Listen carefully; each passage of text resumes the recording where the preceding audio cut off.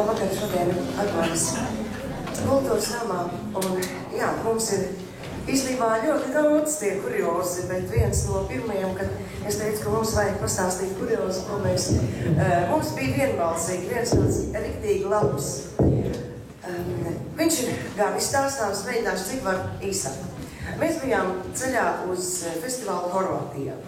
Un, kā jau saprotiet, autobāns un mašīnas brauc, un pa brīdim gribās apstāties tajās vietriņās. Protams, šoferīši apstājās, mēs izklīdām, kas uz labierīcībām, kas veikaliņā tā, un visi pēc tāda laika sapulcējām, mēs sakāpām autobusā, pabraucām dažus kilometrus, un priekšā saprotam, ka viens dalībnieks nav autobusā. Ko nozīmē autobāns? Domāju, tie, kas bijuši ārzemēs, viņi zina, kāda ir kustība, nav kur apgriezties, tur ārkārtīgi tālu jābrauc, lai dabūtu atpakaļ ceļu. Un tagad mēs redzam, ka šoferīši nikni, bet autobusā ir histērija, smieklu lēkme tāda, ka pilnīgi traks var palikt. Dalībnieks sporta biksēs, tāds kā viņš brauc arī autobusā, un tagad mēs nesaprotam, ko darīt. Telefons šeit, ko darīt.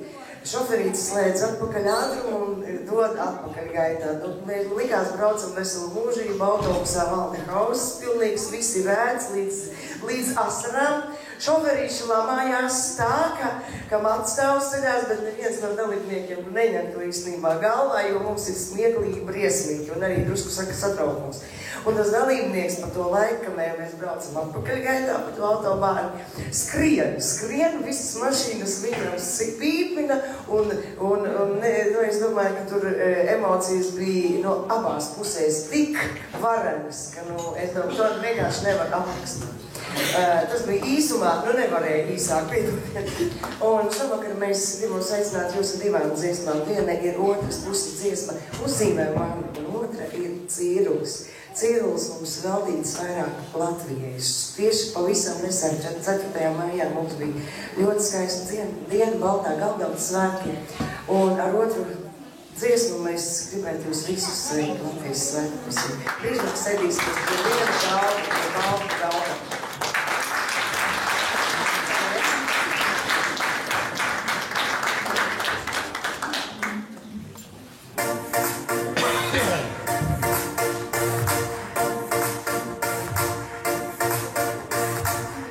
Vai vista a